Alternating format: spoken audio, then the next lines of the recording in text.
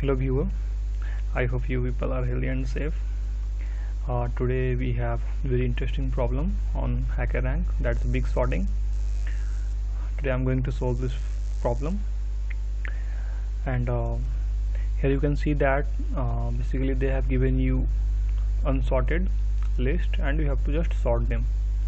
Okay, but main problem with this is that you have to keep as your minus constant value. There's constant is to the power less 2 is to 10 to the power less 5. Okay, so keep this as a constant as a value and then implement your programs. You can use any of the sorting technique, okay, but as because of these constraints, that sorting technique will not work. So you have to go with another approach that can do this sorting, okay, in less times. Otherwise, if you go with any other technique that gives you time exceeded error, okay. So just without wasting a time, just go to the solution. So just let me do this. What I'm going to do, I'm using collection class. Collection class contains sort method, okay, sort method, and in this sort method you have to pass unsorted array that you want to sort. So the name of this value is unsorted. I'm giving any names. I'm k, okay. Input, it's depend on you, okay. So just in here input, okay. So now you have given here. Now you can use here give a comparator, okay. You can pass comparator here because if user requirement is to sort sort your list is in ascending order, in descending order, so it's depend on your requirement. You can, okay, call comparator class compare method. So just I'm creating a comparator class object, okay, just create object, okay. Now I'm calling I'm writing implementing compare method, okay. So just implement compare method, okay. It returns int and sorry, name of that method is compare. It takes two argument, a string a and let me give a string b, okay. Just okay, this method you have okay. So this is basically okay. Now what I am going to do,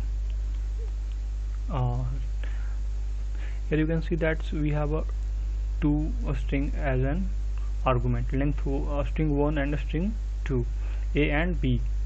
So whatever data you have in your list, 1, 2, 100, 100, so one by one it will compare with each other.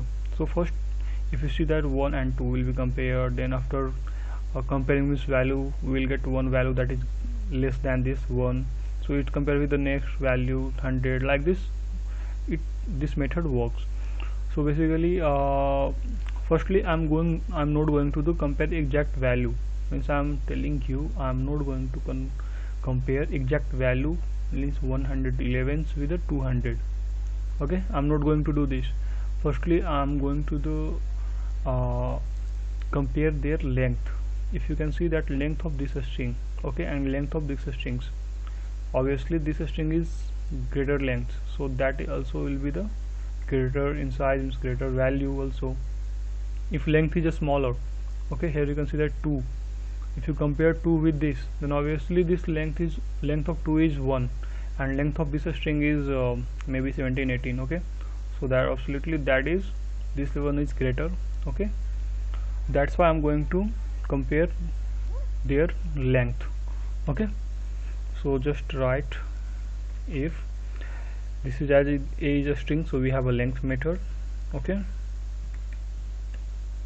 If a dot length greater than b dot length, if it is true, then we will simply return 1, okay. Else if a dot length, okay, less than b dot length, then we will simply return -1, okay. We have only possible 3 scenario. either that length of this first string A will be less than B, or a length of this string will be greater than B. And the last option is that maybe both strings are lengths are equal. So here you can see that length of these two strings are equal. Okay, so just write it. Okay, now if both strings length are equal, we will come to the else part and we will use here. Now we need to compare exact their value. So to compare their value, we need to we cannot compare their value if a value is in a string. Okay, so to do this we need to convert in any data type, like maybe a big integer or long. So I'm just creating object of big integer. So we assuming that value of length of that string would be a large. So big integer b1 equal to new big integer okay, a sorry big integer b2 equal to new big integer okay, b. Now just return after comparing this with b2. If b1 less than b2, if b1 greater than b2, or if b1 equal to b2. So according to this it will return 1 or -1, or if it's equal to return 0.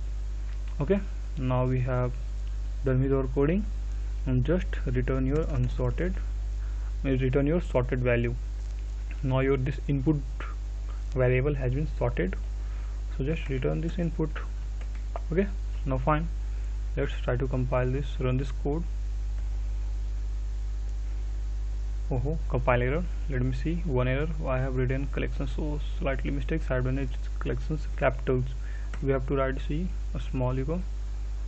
Oh, sorry, just change here. Yeah, sometimes. Okay,